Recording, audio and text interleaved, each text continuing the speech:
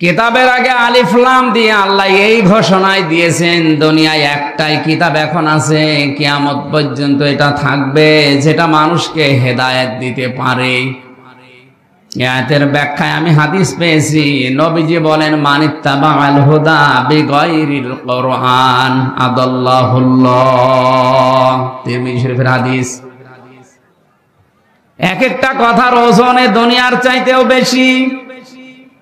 আল্লাহর নবী বলেন, কোরআন বাদ দিয়ে পৃথিবীর কোন মানুষ যদি ভালো হওয়ার নিয়তে হেদায়েত পাওয়ার জন্য দুনিয়ার কোন জায়গায় যায় যেখানে কোরআন নেই, এরকম কোন জায়গায় ওর মন ছিল ভালো হওয়ার, কিন্তু আল্লাহ দায়িত্ব নিয়ে ওকে গোমরা বানিয়ে দেবে।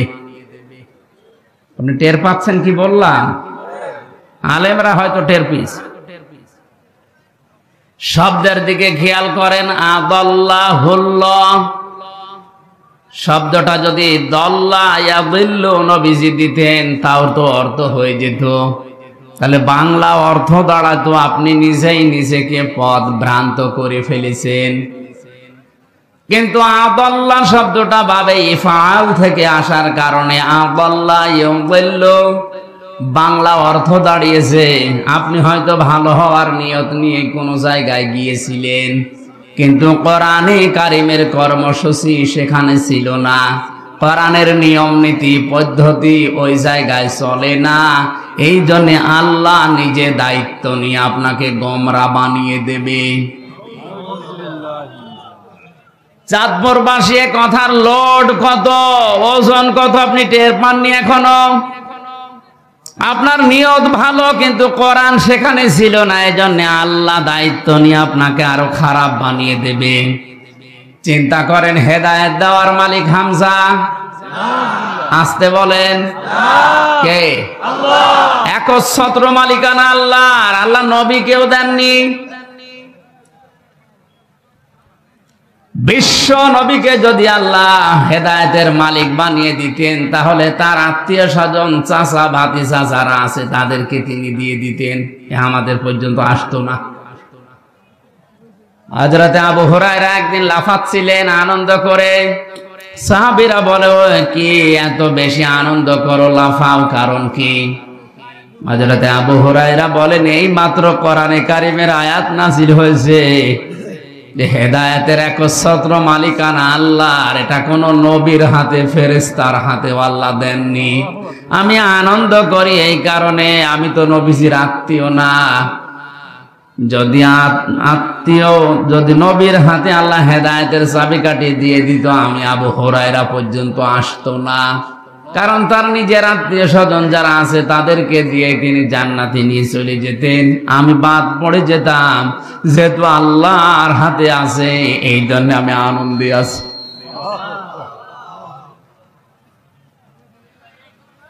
কোরআনে কারীম জানিয়েছেন, বিশ্ব নবী মুহাম্মদুর রাসূলুল্লাহ নিজে তার চাচা যেদিন মারা যায় আবু তালিব, মাথার পাশে বসে বসে বলছিলেন, ইয়া আম্মি আবি তালিব, লা ইলাহা ইল্লাল্লাহ হাজ্জুল লাকা ইনদাল্লাহি ইয়াউমাল কিয়ামাহ, রাহুল বুখারী।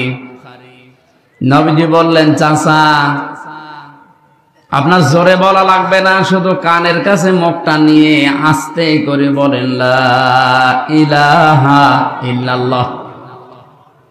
তাওহীদের স্বীকৃতিটা দেন, রিসালাতের স্বীকৃতি যেটা আমার মুহাম্মদুর রাসূলুল্লাহটা বলার দরকার নেই, ওটা আপনি আমি মেনে নিলাম। শুধু আল্লাহর এই স্বীকৃতিটা আপনি আমার কানের কাছে, জোরেও বলা লাগবে না, আমার কানের কাছে মুখ নিয়ে বলেন। আমি কথা দিলাম, কিয়ামতের দিন আল্লাহর দরবারে ঝগড়া করে আপনাকে আমি জান্নাতে দিয়ে আসবো। পাশে দাঁড়িয়েছিল আবু জেহেল আর আবু লাহাব। আবু সুফিয়ান ডাক দিয়ে বলে, নেতা পড়বা, সারা জীবন বাপ দাদার ধর্ম অনুসরণ করলে এখন ভাতিজার নতুন ধর্ম গ্রহণ করে কলঙ্কিত হবা, মানুষ তোমারে কা পুরুষ বলবে, ভীরু বলবে। আবু তালিব ওই সময় ডাক দিয়ে বলেছে, ভাতিজা আমি তোমাকে ভালোবাসি, কিন্তু এটা আমি পড়তে পারলাম না, তুমি আমাকে মাফ করে দিও। বলেন তো মাফ করার মালিক কে? বিশ্বনবীর মন খারাপ হয়ে গেল। সঙ্গে সঙ্গে কোরআনে কারিমের সূরা কসসের 56 নম্বর আয়াত আল্লাহ ফেরেশতা জিবরাইলকে দিয়ে পাঠালেন, শুনিয়ে দেন, ইন্নাকা লা তাহদি মান আহবাবতা ওয়ালাকিন্নাল্লাহা ইয়াহদি মান ইয়াশা ওয়া হুয়া আ'লামু বিল মুহতাদিন। জোরে বলেন আল্লাহু আকবার। আল্লাহ পাক বলেন, হে নবী আপনি মন খারাপ করেন কেন? হেদায়েত তো আপনার হাতে আমি দেইনি যে যাকে ইচ্ছা তাকে দিয়ে দেবেন, বরং এটা আমি আল্লাহ হাতে রেখেছি। আমি যাকে চাই তাকে দান করি। আমি আপনার চাইতে অধিক বেশি জানি যে হেদায়েত পাবে কে। এটা আপনার চাচা আমি জানি, কিন্তু এই লোকটার তো মন নেই হেদায়েত নেওয়ার। আপনি এত চেষ্টা করলেন, আপনার রেসালাতের ঘোষণা পর্যন্ত আপনি দিতে নিষেধ করেছেন যে ওটা দরকার নেই, শুধু তাওহীদের কালেমাটা একটু পড়েন, তারপরও সে পড়ে নাই। এই জন্য আমি আল্লাহ ওকে হেদায়েত দেইনি। এরপরেও নবীজি তার কবরের পাশে দাঁড়িয়ে দুহাত তুলে মোনাজাত করেছিলেন, রব্বুল আলামিন তুমি দয়া করে আমার চাচাকে মাফ করে দাও। সঙ্গে সঙ্গে জিবরাইল এসে বললেন, হে নবী হাত নামান। কার জন্য হাত তুলেছেন? মা কানা লিন-নাবিয়্যি ওয়াল্লাযীনা আমানু আইয়াস্তাগফিরু লিল মুশরিকিন ওয়ালাউ কানু উলি কুরবা মিন বা'দি মা তাবায়্যানা লাহুম আন্নাহুম আসহাবুল জাহিম। বিবেক যদি থাকে চিন্তা করেন যে নবী জীবনে হাত তোলা লাগে নাই, মনের ভেতরে কামনা আসলে এই মোনাজাত কবুল হয়ে গেছে। সেই নবী হাত তুলে বসে আছে কবরের সামনে চাচার জন্যে। জিবরাইল এসে বলছেন আপনি হাত নামান। কার জন্য হাত তুলেছেন? এই লোকটা আপনার চাচা, আল্লাহ জানে। সারা জীবন আপনাকে ভালোবাসা দিয়েছে, কোলে কাকে পিঠে মাথায় দিয়ে চোমা দিয়ে দিয়ে বড় করেছে, আল্লাহ দেখেছে। কিন্তু হেদায়েত পাওয়ার জন্য লোকটার মন ছিল না, এই জন্য আমার আল্লাহ তাকে হেদায়েত দেয়নি। হে নবী, শুধু আপনি না, কোন ইমানদারের জন্য, কোন নবীর জন্য এটা বৈধ না, জায়েজ না, উচিত না, শোভনীয় না। কোন মুশরিকের জন্য আল্লাহর কাছে ক্ষমা চাবে, যদিও ওইটা নিজের নিকটাত্মীয় হয়। চিন্তা করেন, নবীজিকে আল্লাহ এই ধমকটা দিলেন, নবীজির জন্য শোভনীয় না, উচিত না কোন মুশরিকের জন্য ক্ষমা চাওয়া। এত ঘৃণিত আল্লাহর কাছে যারা শিরিক করে, এই মুশরিকরা হজে যারা যায় তাদেরকে প্রথমে এই কথা বলা লাগে, লাব্বাইক আল্লাহুম্মা লাব্বাইক লা শারীকা লাকা লাব্বাইক। হে আল্লাহ, সেই বাংলাদেশের চাঁদপুর থেকে এসেছি, কাফনের কাপড় পরে এসেছি তোমার ঘর, আমি এখন তাওয়াফ করব, আমি হাজির হয়ে গেছি, আমার নামটা তোমার হাজিরা খাতায় লিখে নাও। প্রথমেই ঘোষণা আসে, বান্দা দাঁড়া। কাবার চত্বরে প্রবেশ করার আগেই বলা লাগে, লা শারীকা লাকা লাব্বাইক। তুই বল যে আল্লাহ আমি মুশরিক না, আমি আর যাই করি আমি শিরিক করি না। অথচ তামাম দুনিয়ায় আজ মানুষকে মুশরিক বানানোর পাই তারা চলছে। একজনের নামে একটা সূরা নাযিল হয়েছে কোরআনে কারিমে, তার নাম লোকমান। লোকটা নবীও না, রাসূলও না, একটা সাধারণ মানুষ। তাফসিরে পড়েছি, এত সাধারণ দুনিয়ায় 3 জন কালো মানুষের নাম আমি পেয়েছি। একজন হযরতে মাহজা, হযরতে ওমরের খাদেম ছিলেন, গোলাম ছিলেন।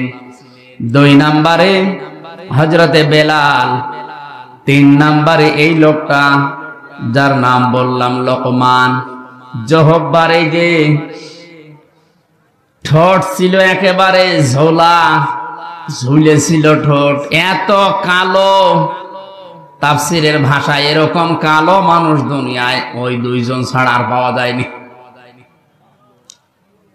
চেহারা ছিল একেবারে উল্টা পাল্টা, চুলগুলো ছিল উস্কো খুস্কো। চেহারার যে বর্ণনা দেখালাম, একবার দেখলে আর একবার দেখতে মন চাবে। আসতে বলেন। অথচ এই লোকটার জন্য 4 পৃষ্ঠার একটা সূরা আল্লাহ কোরআনে কারিমে নাজিল করে তাকে চিরন্তন করে দিয়েছেন। একটাই মাত্র কারণ, তিনি তার সন্তানকে আল্লাহর সাথে শিরিক সম্পর্কে কিছু কথা তাকে উপদেশ হিসাবে বলেছিলেন। وَإِذْ قَالَ لُقْمَانُ لِابْنِهِ وَهُوَ يَعِظُهُ يَا بُنَيَّ لَا تُشْرِكْ بِاللَّهِ إِنَّ الشِّرْكَ لَظُلْمٌ عَظِيمٌ। আল্লাহ পাক বলেন, হযরত লোকমান তার সন্তানকে যখন উপদেশ দিচ্ছিল, ওই কথাটা স্মরণ করো। তিনি সর্বপ্রথম বলেছিলেন, লা তুশরিক বিল্লাহ, হে আমার আদরের সন্তান, দুনিয়ায় আর যাই করো শিরিক করবা না। কি করবা না? কারণ পৃথিবীর সব অপরাধ আল্লাহ মাফ করে দিলেও দিতে পারে, কিন্তু শিরিকের গুনাহ আল্লাহ মাফ করে না। এই জন্য এটা যেহেতু ভিডিও হচ্ছে, রেকর্ড হচ্ছে, কালকে তামাম দুনিয়ায় ছড়াবে। আমার সামনে এখন মাত্র 50,000 মানুষ না, 750 কোটির উপরে মানুষ আমার সামনে বসে আছে। সবাইকে উদ্দেশ্য করে বলছি, আপনি আর যাই করেন শিরিক করবেন না। এত রাগ হয় আল্লাহর শিরিক করলে। বাড়িতে যদি এখন আমি যে দেখি আমার স্ত্রীর কাছে পাশের বাড়ির একজন সলিমদ্দি শুয়ে আছে, কিছু করে নাই, এমনি শুয়ে আছে, ভালো লাগবে? আবার স্বামী হিসাবে আমার যেমন রাগ হওয়ার কথা, আমাকে সেই বীর্য থেকে শুরু করে আমির হামজা পর্যন্ত যা বানিয়েছে সব একাকে, আর কারো কিছু আছে? আল্লাহ পাক বলেন, নেই থেকে এ পর্যন্ত নিয়ে আসলাম, আর আমার সাথে শরীক করো। আমি ঠিক ওই স্বামীর মতো রেগে যাই। স্বামী যেমন কাছে কিছু পেলে স্ত্রীকে টুকরা টুকরা করে ফেলবে, ওই সময় আমারও মন চায়। আমার নাম হালিম, সহনশীল, ধৈর্যশীল, এজন্য তোরে কিছু বলি না। কোরআনে কারিমে সবচাইতে ভয়ঙ্কর আয়াত হচ্ছে শিরিকের বিরুদ্ধে। ইন্নাল্লাহা লা ইয়াগফিরু আন ইউশরাকা বিহি ওয়া ইয়াগফিরু মা দুনা যালিকা লিমান ইয়াশা। আল্লাহ পাক বলেন, অবশ্যই আমি আল্লাহ সব অপরাধ গুনাহ মাফ করে দিলেও দিতে পারি, কিন্তু শিরিকের গুনাহ মাফ হবে না। এই জন্য আমাদের সাবধান থাকা দরকার। জীবনে আর যাই করি অন্তত শিরিক যেন জীবনে না থাকে, কারণ মুশরিকের জন্য নবী পর্যন্ত ক্ষমা চাওয়া নিষেধ। কথা বুঝতেছে? অথচ টাটকা মুশরিক বাংলাদেশে মরে যাচ্ছে, আল্লাহর আইনের সাথে শিরিক করে, তার শক্তির সাথে শিরিক করে। যারা ক্ষমতার উৎস জনগণ বলে, তারা আল্লাহর আয়াতের সাথে শিরিক করে। এ বিশ্বাস এলাকায় আছে? এক্ষুনি আপনি পরিবর্তন হবেন, নয়তো মুশরিক হয়ে মরবেন। ক্ষমতার উৎস একমাত্র আল্লাহ। আপনি বাস্তবে মিলাতে পারেন না, সেটা আলাদা, কিন্তু বিশ্বাস করা লাগবে ক্ষমতার উৎস জনগণ নয়। কে বলেন তো? আন্নাল কুওয়াতা লিল্লাহি জামিআ। যারা ক্ষমতার উৎস জনগণ বলে চালান, তারা এই সূরা বাকারার এই আয়াতের পুরাপুরি বিরুদ্ধে। তারা আয়াতের সাথে শিরিক করছেন, তারা মুশরিক। মারা গেলে আমির হামজা না, কাবার ইমাম সোদাইছি না, নবীজি এসে দোয়া করলো আপনার জন্য কবুল হবে না যদি মুশরিক হয়ে কেউ মারা যায়। হেদায়েত দেওয়ার একচ্ছত্র মালিকানা যেহেতু আল্লাহর, এই ক্ষমতা আল্লাহ কোরআনে কারিমকে দিয়েছেন। এই জন্য আমাদের সাবধান থাকা দরকার। কোরআন যেখানে নেই ওই দল যদি আমার বাবাও প্রতিষ্ঠা করে ওই দলে আমি যাব না। ওই দলে যদি আমি ভালো হওয়ার নিয়তেও যাই আমাকে খারাপ বানিয়ে দেবে। আসতে বলো, যেই পীরের দরবারে কোরআন শরীফ চলে না, কোরআনের নিয়ম নীতি নেই, ওই দরবারে যদি আমি ভালো হওয়ার নিয়তেও যাই আমাকে গোমরা বানিয়ে দেবে কে? এর বাস্তব উদাহরণ কুষ্টিয়ার লালনের মাজার।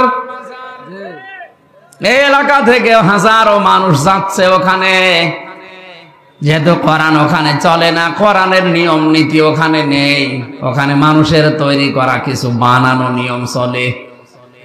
এই জন্য আমার মনে হয় ওখানে গেলে মানুষ ভালো হওয়ার পরিবর্তে আরো খারাপ হয়। আগে গাঁজা খেত না, এখন গাঁজা খায়। আগে বিড়ি সিগারেট খেত না, এখন বিড়ি খায়। কথা বলেন না কেন? লোকটা ভালো হয়েছে না খারাপ হয়েছে? আরে নদী পার হয়ে যে আল্লাহর ওলি আছে, আমি নাম নাই নিলাম, ওখানে গেলে মানুষ দেখি আগে দাড়ি মাড়ি যায় রাখতো, ওখানে গেলে দাড়ি কেটে সব ফাং সফা করে ফেলে। তাহলে ভালো হয়েছে না খারাপ হয়েছে? আমি বাস্তব নিজে গিয়ে দেখেছি শিরক প্রকাশ্যে চলছে। বিশ্ব নবীর দরবারে, নবীজির কবরস্থানে, নবীজির মাজারে, আল্লাহর নবীর রওজায় আমি 16 সালে ঘুরে এসেছি। এইভাবে যাওয়া লাগে না, এইভাবে পিছিয়ে আসা লাগে না, কিন্তু ওই দরবারে গিয়েছি এইভাবে যাওয়া লাগবে, আবার এইভাবে পিছিয়ে আসা লাগবে।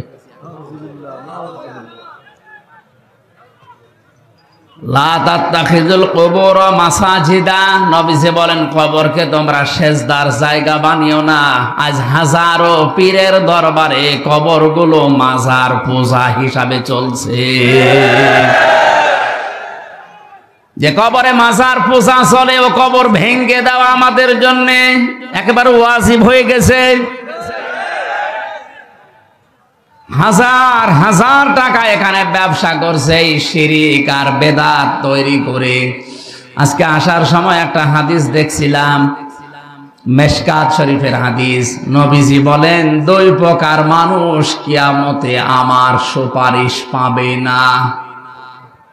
এই হাদিস মনে হয় না বলাই ভালো। এই হাদিস বলবো,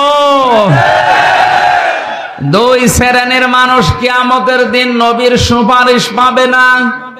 চাঁদপুরবাসী ভালো করে খেয়াল করেন, নবীর সুপারিশ যদি কেউ না পায় জীবনেও সে জান্নাত আরো আসতে। 1 নম্বরে দুনিয়াতে যারা বেদাত তৈরি করে, বেদাত করে, আর এটা সবচাইতে বেশি চট্টগ্রাম বিভাগে। দিনের নামে, ইসলামের নামে নতুন নতুন জিনিস তৈরি করে এরা ইসলাম বানিয়ে চালিয়ে দিচ্ছে। এই জন্য বেদাত যারা করছেন তারা থামেন। বেদাত করলে নবীজি বলেন বেদাত পন্থী যারা, বেদাত আবিষ্কার যারা করে সালাম দেওয়া পর্যন্ত জায়েজ নেই। 2 নাম্বারটা এখন বলা যাবে না মোনাজাতের আগে। বলেন আমি মায়ের খাই। নবীর সুপারিশ 2 নম্বরে নবীজি বলেন পাবে না তারা যারা জালিম শাসকের তোষামদি করে চলে। এটা এই দেশে এখনো শুরু হয়নি, অন্য দেশে চলছে।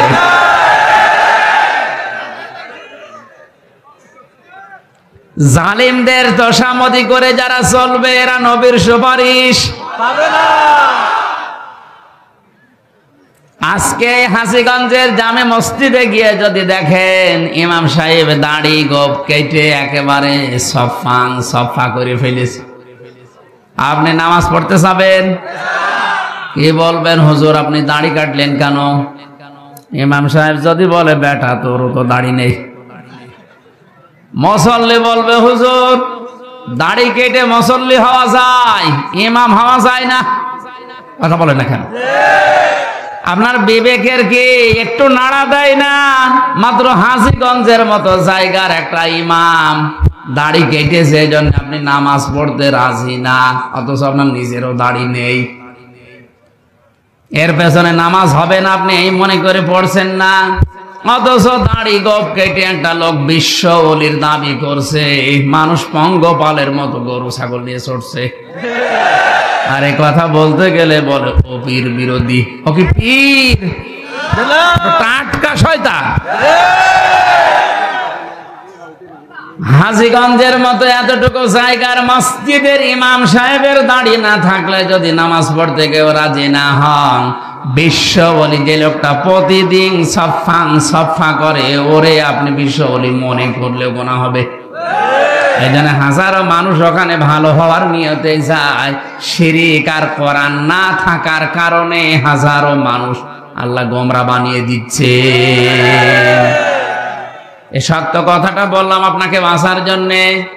এরপরেও যদি কারো বিবেক না খোলে, আমার মনে হয় ওর বিবেকের উপরে কুকুরে পোশাক করিস। অবশ্য ঠিক। তাহলে কোরআন এই দুনিয়ায় একমাত্র কিতাব যেটা মানুষকে হেদায়েত দিতে পারে। আজকের এই ময়দান থেকে সিদ্ধান্ত নিয়ে বাড়ি যাওয়া লাগবে, কোরআন যেখানে নেই ওই দলে, ওই দরবারে, ওই আস্তানায় আমি যদি চাই আমাকে গোমরা বানাবে কে? এরপরেও যদি আপনি যান, এবার যান, আপনি কোথায় যাবেন যান। আমার মনে হয় ওয়াজ হয়ে গেছে না, মানে আবার কি ওয়াজ করব? এই কথাটুকু যদি বুঝে এখন প্র্যাকটিক্যাল লাইফে আপনি সেট করতে পারেন, এটাই তো ওয়াজ হয়ে গেছে। এই হাদিসটা যদি কেউ মেনে নিতে পারে মনে প্রাণে, যে কোরআন যেখানে নেই ওখানে গেলে আল্লাহ তাকে গোমরা বানিয়ে দেয়, বাংলাদেশে কোরআন ছাড়া অন্য কোন দল এদেশে চলবে না। আল্লাহ আমাদের বোঝার তৌফিক দিন, বলেন আমিন। দরুদ আর সালাম পাঠ করছি আমাদের নবী, মানবতার মহান শিক্ষক মুহাম্মদুর রাসূলুল্লাহ সাল্লাল্লাহু আলাইহি সাল্লামের প্রতি। কোরআনে কারীম থেকে মাত্র একটা আয়াত পড়েছি, সূরা বাকারা আয়াত নাম্বার 124। 286টা আয়াত আছে সূরাতে, 40টা রুকু আছে। মাত্র একটা আয়াতে কত কথা আছে আপনি একটু হিসাব করে করে দেখবেন। তাহলে পুরা কোরআনে আল্লাহ কত কিছু দিয়েছে, আপনার মাথা এলোমেলো হয়ে যাবে। জবান ঘরে কোরআনে কারিমের তাফসিরুল কোরআন মাহফিল, তাফসির আকারে কথা শোনার জন্য পড়েন আউযু বিল্লাহি মিনাশ শাইতানির রাজিম, বিসমিল্লাহির রহমানির রহিম।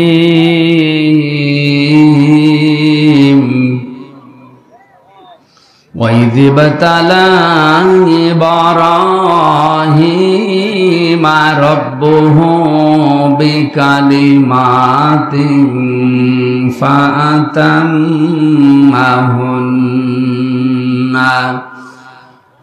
قَالَ إِنِّي جَاعِلُكَ لِلنَّاسِ إِمَامًا قال ومن ذريتي قال لا ينال عهد الظالمين।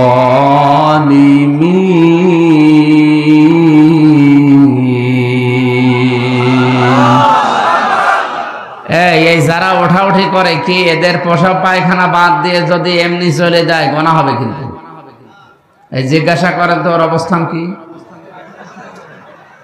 না, আমি হাসির খোরাকি দেই না। আপনি যদি ভালো লাগছে না এই বলে চলে যান, আপনার কিন্তু গোনা হবে। জরুরত থাকলে যেতে পারেন, এমনিতেই উঠবেন না ভাই। সওয়াব নেকি কামাই করতে এসে যদি গোনা হয়ে যায়, আপনার না আসায় ভালো ছিল। খেয়াল করেন এই দেশে আমি যতটুকু এই কয় মাস, বিশেষ করে 1 মাস কয়েকদিন বের হয়ে যা দেখছি, এর আগে 20 সালের আগ পর্যন্ত বিশ্বের কয়েকটা দেশে আমি যতটুকু পেয়েছি, তাফসির মাহফিল লেখা থাকে ঠিক, কিন্তু তাফসির হয় 5 প্রকার। যে যেই দেশে বাস করে ওই দেশে সরকারি তাফসির হয়, এটা হয়। বেসরকারি তাফসিরও হয়, খানকার তাফসির হয়। এখানকার পরে আমার যেখানে আছে রাতের বেলা রাত 12:30টার পরে ওখানে খানকার তাফসির হবে। 4 নম্বরে হয় নাটকীয় তাফসির, যেটাই ব্রাহ্মণবাড়িয়া কুমিল্লা এলাকায় চলে। আন্দাজে তাফসির মাহফিল নাম দিয়েছে। নাটকীয়তা করে কোরআনে কারিমের মঞ্চগুলো তারা হাসির পাত্র বানিয়ে ফেলেছে। কথা বলেন না কেন? অথচ কোরআনে কারিমের এই ময়দানগুলো, এই মঞ্চগুলো, এটা আমানতের জায়গা, এটা মেম্বরের একটা আমানত আছে। এই জায়গাটা যারা হাসির খোরাকি বানিয়ে মানুষের কাছে উপস্থাপন করে, আল্লাযীনা ইত্তাখাযু দীনাহুম লাহওয়াও ওয়া লাইবা ওয়া গাররাতুহুমুল হায়াতুদ দুনিয়া। সূরা আরাফের 51, 50, 51 নম্বর আয়াতে আল্লাহ জানিয়েছেন যে মানুষগুলো দুনিয়ায় আল্লাহর দ্বীনকে খেল তামাশা বানিয়ে ফেলেছে, এদেরকে দুনিয়ার জীবন ধোঁকায় ফেলে রেখেছে। কিয়ামতের দিন আল্লাহ তাদেরকে ভুলে যাবে যেমন তারা দুনিয়ায় কোরআনকে ভুলেছিল। ওরা তাফসীর মাহফিলের নাম দিয়ে কোরআনে কারিমকে এমন ভাবে উপস্থাপন করছে নাটকীয় ভাবে, জেনারেল শিক্ষিত মানুষগুলো মনে করছে ইসলাম মনে হয় এরকমই। কথা বলছে না কেন? এই জন্য তাদের আহ্বান জানাবো, আপনারা এই মঞ্চের যে আমানত আছে, এই মেম্বরের যে আমানত আছে, এগুলো ঠিক রাখেন। দুনিয়ার স্বার্থে মত্ত হয়ে এই ময়দানটা কলুষিত করবেন না। 5 নম্বরে হয় দরকারি তাফসির, কোরআনিক তাফসির, যেটা বাংলাদেশ, ভারত, পাকিস্তানে খুব কম। কথা বলে না কেন? আমাদের উপরে যায় আসুক না কেন, আমরা কোরআনে কারিমিক তাফসির যেটা দরকারি, যেটা ওইটা করব।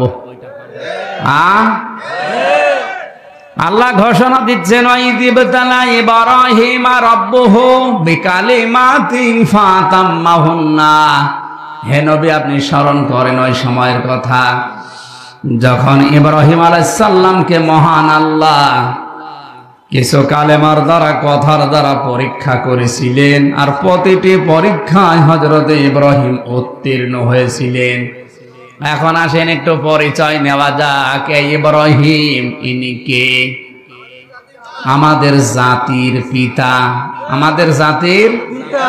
কারণ আমাদের নাম যে মুসলিম, এ মুসলিম নামটা তিনি দিয়েছেন।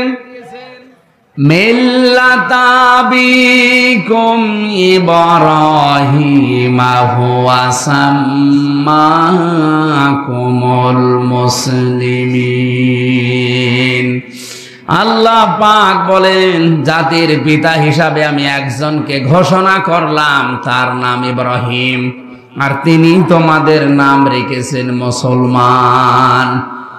আমাদের নাম মুসলিম, মুসলিম জাতিয়ে জাতিয়ে নাম দিয়েছে কে?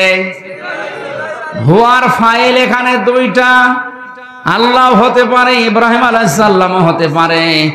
ইবনে কাসির বর্ণনা করেন এটা ইব্রাহিম আলাইহিস সালামই বেশি, তিনি আমাদের নাম মুসলিম দিয়েছেন।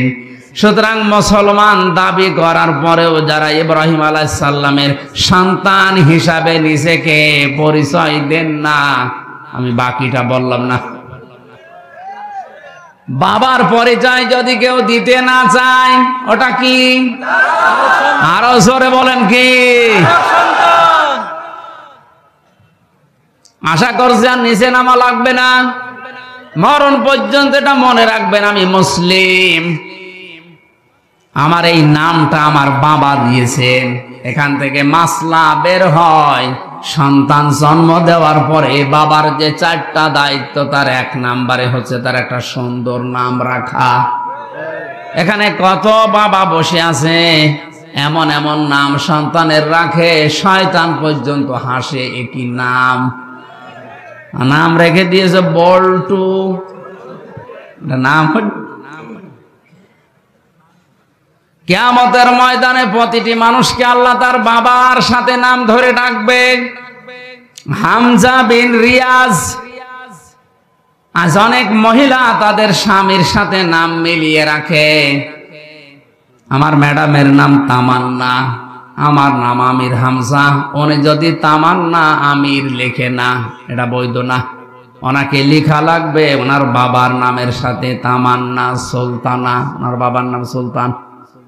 কারণ আমার স্বামীর সাথে সংসার যদি ভেঙে যায়, আজকে যদি তালাক হয়ে যায়, কালকে ওর মুখ দেখা আমার জন্য আর জায়েজ। কিন্তু বাবার সাথে তালাক হওয়ার সম্ভাবনা আছে। বলেন বলেন। এজন্য বাবার যে 4টা দায়িত্ব, তার প্রথম নাম্বারে দায়িত্ব হচ্ছে তার সুন্দর নাম রাখা, 7 দিনে আকিকা করা, এটা সুন্নাত। কেউ যদি না পারে 10 দিনে 21 দিনে, এরপরে যতদিন পারেন করবেন, আদায় হবে, কিন্তু সুন্নাত হচ্ছে 7 দিনে। আমি বোঝাতে পেরেছি? 3 নম্বরে তাকে দিনের জ্ঞান শিক্ষা দেওয়া লাগবে, এটা বাবা মার দায়িত্ব। দিনের জ্ঞান শুরু হয় যার নাম নিয়ে, তার নাম বলেন তো। আমি এখানে একটা তথ্য বলবো, যারা জ্ঞানী মানুষ আছেন খেয়াল করবেন। নবীজির বয়স যখন 40 বছর, বিশ্ব নবীকে ফেরেশতা জিবরাইল ওই পাহাড়ে হেরা গুহায় 3 বার বুকে ধরে চাপ দিয়েছিলেন যে পড়েন পড়েন পড়েন। নবীজি বললেন মা না বেকারি, আমি পড়তে পারবো না। কথা বলেন না কেন? 4বার যখন তিনি বলেছেন ইকরা বিসমি রাব্বিকাল্লাযী খালাক, বিশ্ব নবী এবার 5টা আয়াত জিবরাইলের সাথে পড়েছিলেন না পড়েন নাই? একবারও কি আপনার বিবেকের কাছে কথাটা আসে না যে কেন এবার পড়লেন? বিশ্ব নবী ওই সময় জিজ্ঞাসা করেছিলেন, ভাই জিবরাইল, তুমি এতক্ষণ কেন বললে না যে বিইসমি রাব্বিকাল্লাযী খালাক, পড়া লাগবে আমার রবের নামে? এতক্ষণ খালি বলছিলেন পড়ো, তো কি পড়বো, কার নামে পড়বো? আমি তো আল্লাহর নাম ছাড়া, আমার রবের নাম ছাড়া পড়তে পারবো না। সুতরাং শিক্ষা ব্যবস্থায় বাংলাদেশে যারা দায়িত্বে আছেন, 96% মুসলমান এখানে বাস করে, আল্লাহ বাদে কারো নামে আমরা পড়তে চাই না।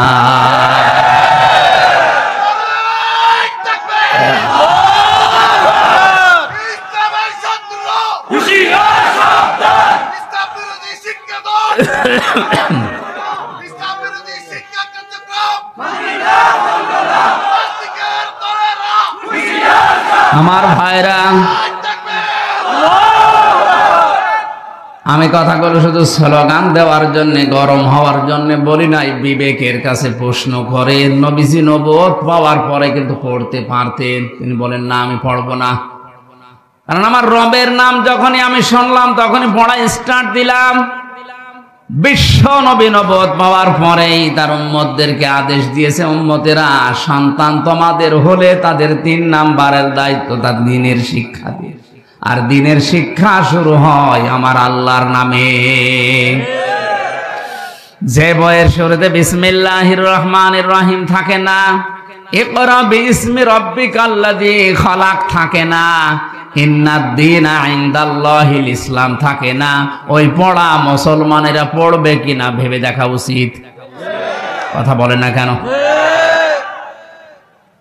শিক্ষা গ্রহণ করার পরে মানুষ যদি মানুষ না হয়ে জানোয়ার হয়ে যায়, ওইরকম শিক্ষায় শিক্ষিত না হওয়াই ভালো।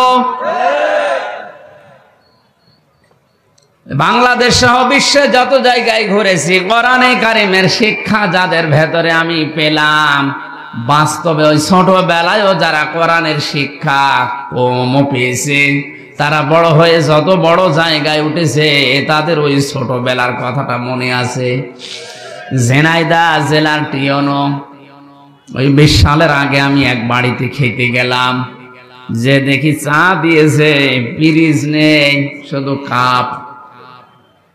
আমি হেসে ফেলেছি, কিন্তু জ্ঞানী মানুষ বুঝতে পেরেছে, বলছে হুজুর আপনি কেন হাসেন? আমি বুঝি, চা দিয়েছি শুধু কাপে, পিরিজ নেই।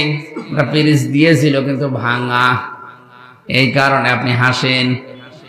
আপনি হয়তো জানেন না, গতকালকে আমি যদি এই সোমবার গেল, গতকালকে যদি একটা ফাইলে সই করতাম 5 লাখ টাকা আমার হাতে দিয়েছিল। কিন্তু ছোটবেলায় আমি কোরআনে কারিম পড়েছিলাম যে ঘুষ খাওয়া যাবে না। ওই আয়াত আমার সামনে সব সময় এসে দাঁড়িয়ে বলেছে যত কঠিন পরিস্থিতি হোক ঘুষ খাওয়া যাবে না। এরকম পিরিচ একটা না, 1000টা পিরিচ আজকে আমি কিনতে পারতাম।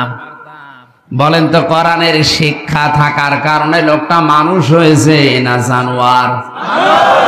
আর এটা যাদের ভেতরে নেই, যে মানুষগুলো শিক্ষিত হচ্ছে, আমি বাস্তব প্র্যাকটিক্যাল লাইফের কথা বলছি। এত বড় বড় দাড়ি, মাথায় টুপি দিয়ে পাগড়ি মাথায় আছে, হাতে তসবিহ টিপতেছে। আমি গেলাম বিশ্ববিদ্যালয়ে, সার্টিফিকেট নিয়ে আসছি। আমারে বলছে হামজা তাড়াতাড়ি করো। হুজুর আমি তো তাড়াতাড়ি করছি।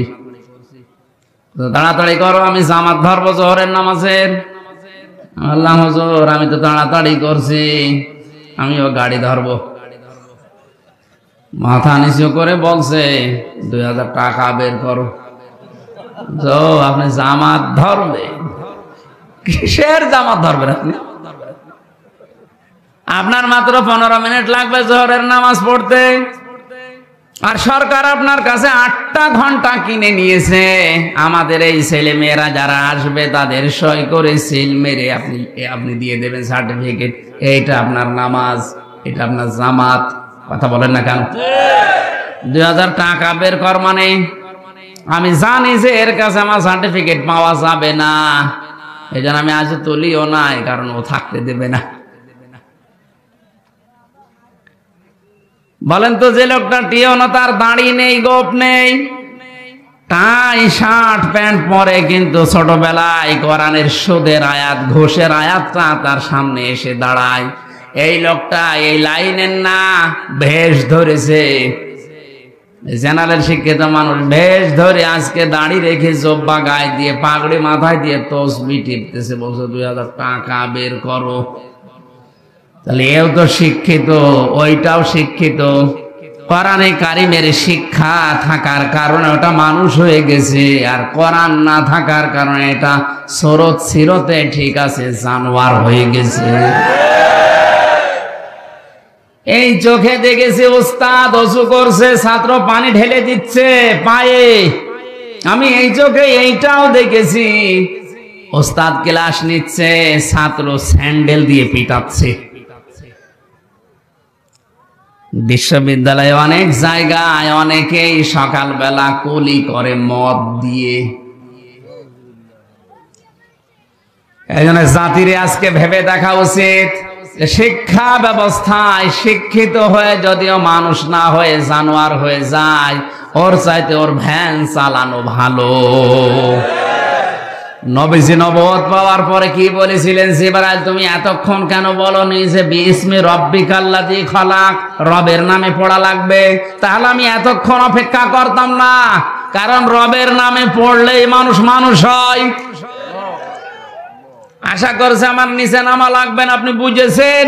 এটা শুধু আমার একার কথা না, এদেশের 18 কোটি মানুষের মনের কথা হয়তো অনেকেই মুখ ফুটে বলতে পারে না।